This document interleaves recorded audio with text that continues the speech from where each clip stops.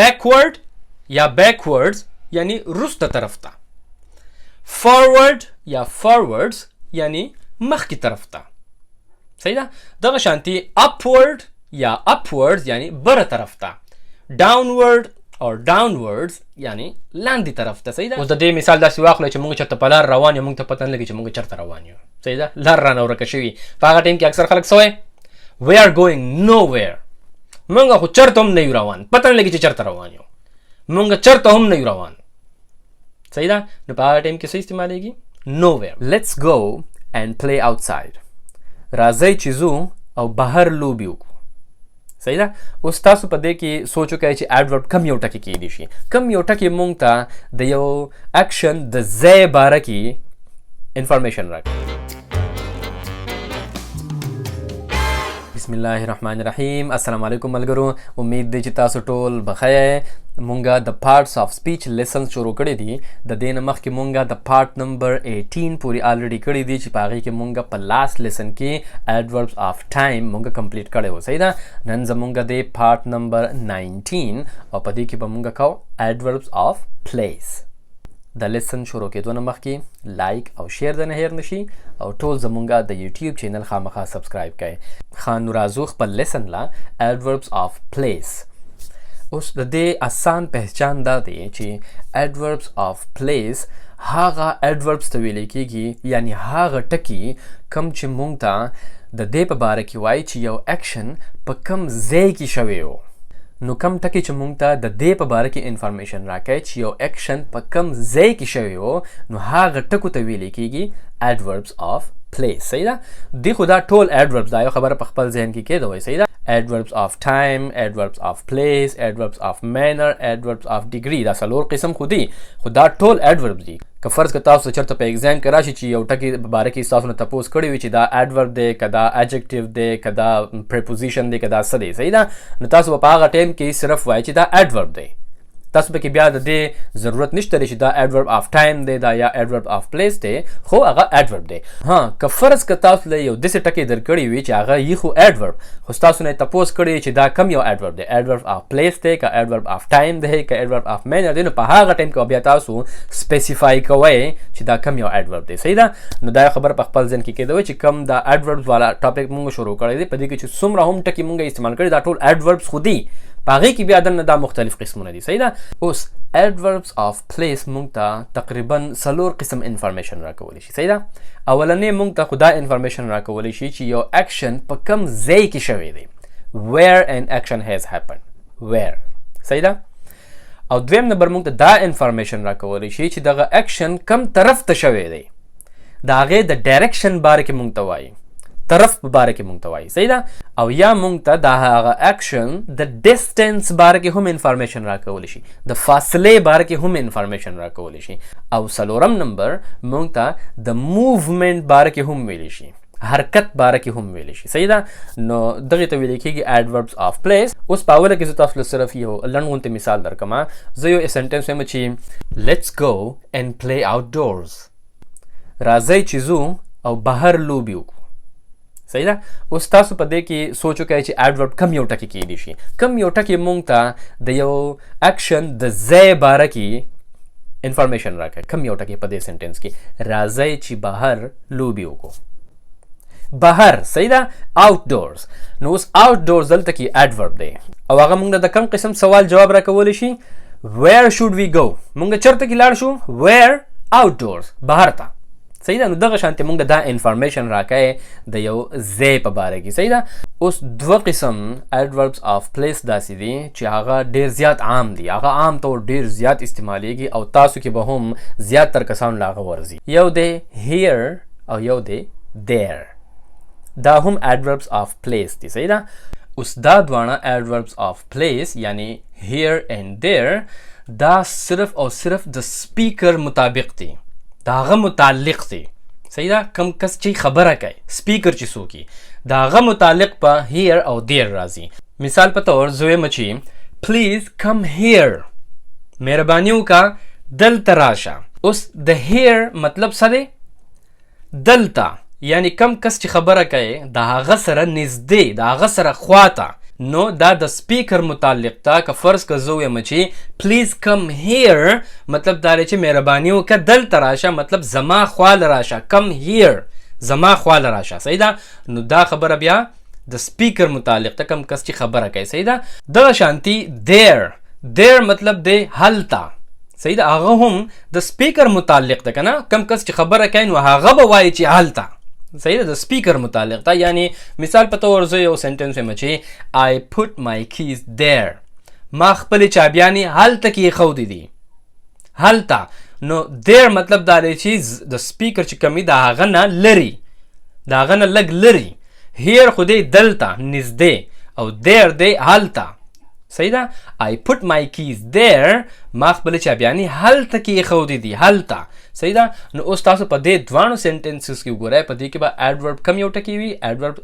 آف پلیس پکې کم یو ټکی دی here and there صحیح ده او تاسو به دا یو خبره هم نوٹ کړی وي چې دا دوانه ټکی د سنټنس په اخر کې لګیدلی دي صحیح ده اوس دا دوانه ټکی مونږ د سنټنس په اوله کې هم لګولی شو خو په هغه کیس کې که فرض که مونږ په یو خبره باندې زور ورکو emphasis صحیح ده نو په هغه ټایم کې مونږ بیا دا سنټنس په اوله کې هم لګولی شو مثال په تور زه وایم چې here are your keys دا دي ستا چابیانې نو اوس په دې خبره کې ما زور ورکړی دی صحیح ده یعنی یو سړی کله د یو لوکیشن طرف ته زور ورکوي یو خبر ده چې هغلته کې یو څیز پروت دی صحیح ده نو په هغه ټایم کې بیا دا مونږ د سنټنس په اوله کې هم لګولی شو دا دوانه یعنی که فرض که زه وایم چې there is your umbrella هغلته کې د ستا چتری نو په دې خبره کې هم زور دی نو په دغه کیس کې بیا موږ د دوانه ټکي د سنټنس په اوله کې لګولی شو صحیح ده ښه د دې نه پس راځو ایډوربس آف موومنټ اینډ ډایرکشن یعنی هغه ایډوربس کم چې موږ ته د یو حرکت باره کې وایي او موږ ته د یو ډایرکشن باره کې وایي د یو طرف باره کې وایي نو دغه شانتي زیاتر ایډوربس په انګلیش کې راځي یعنی د هغه ټکي په اخر کې راځي ورډ یا ورډز ورډ سپیلنګ ته ګوره WARD دی صحیح ده او یا راځي words WARDS د دوانو مطلب تقریبا یو شانتی دی مثال په تور homeward یا homewards یعنی د کور طرف ته د words معنی په آسان الفاظو کې دا راځي طرف ته یعنی homeward د کور طرف ته یا homewards مطلب د دوانو یو دی صحیح ده یا backward یا backwards یعنی رسته طرف ته forward یا forwards یعنی مخکی طرف ته صحیح ده دغه شانتي upward یا upwards یعنی بره طرف ته downward or downwards یعنی لاندې طرف ته صحیح ده نو د word مطلب سره راځي طرف نو اوس که فرض که زه یو سنټنس وایم چې we drove eastwards مونږه د مشرق طرف ته ډرایوینګ کړی یعنی هغه طرف ته تللی وو په ګاډي کې صحیح ده we drove eastwards دا کې بیا سره راځي eastward په پکې adverb راځي ځکه چې هغه مونږ ته د یو طرف باره کې وایي نو په دې کې تاسو سوچ وکړئ چې په دې کله چې مونږ وایو چې مونږ د مشرق طرف ته تللی وو نو په دې کې موومنټ هم راغی حرکت پکې راغی که نه مونږ حرکت کړی دی نو د مشرق طرف ته به تللی یو که نه نو موومنټ پکې هم شوی دی او ډایرکشن پکې هم مونږ ته ښایي او ډایرکشن کم یو دی طرف کم یو دی مشرق طرف ته نو مونږ ته پکې دواړه څیزونه په دې کې ښودلی شوي دي صحیح ده یا که فرض که زه بل یو اگزامپل واخلم چې the children looked upwards at the stars ماشومانو بره طرف ته ستورو ته کتله اسمان طرف ته ستورو ته کتله صحیح ده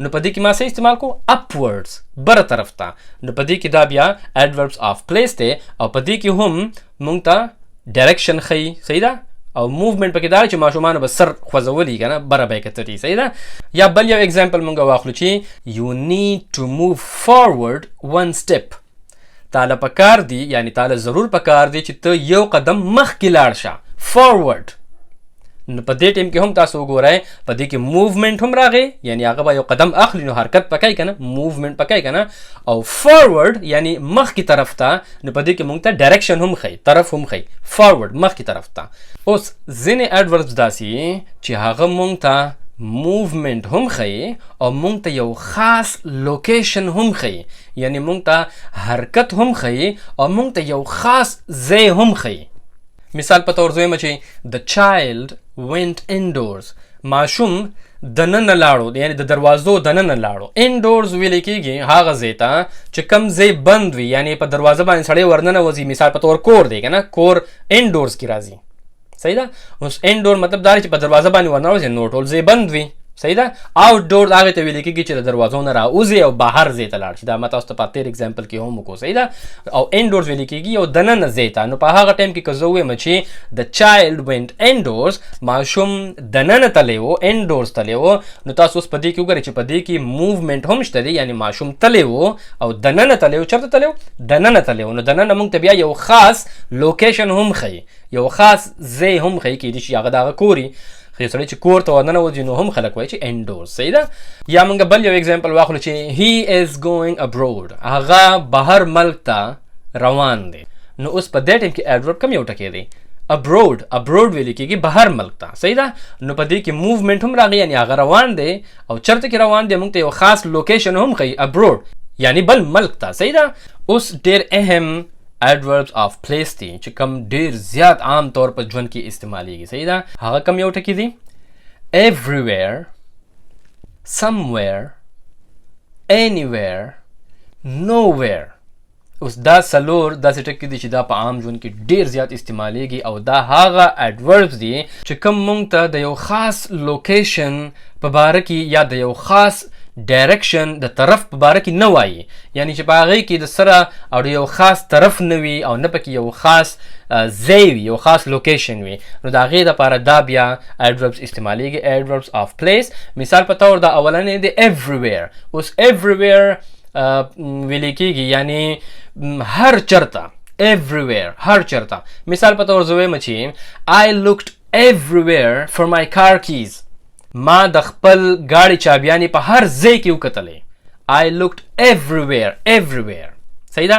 اوس تاسو په دې خبره باندې په خپله سوچ وکئ چې زما چابیانې ورکې شوي وې او زه وایم چې ما په هغې پسې هر ځای وکتو everywhere. نو په دې کې یو خاص ځای خو ما یاد نه کړو که نه او نه ما په دې کې یو خاص ډایرکشن یاد کړی دی یو خاص طرف مې هم نه دی یاد کړی خو زه وایم چې ما چابیانې په هر ځای کې وکتلې.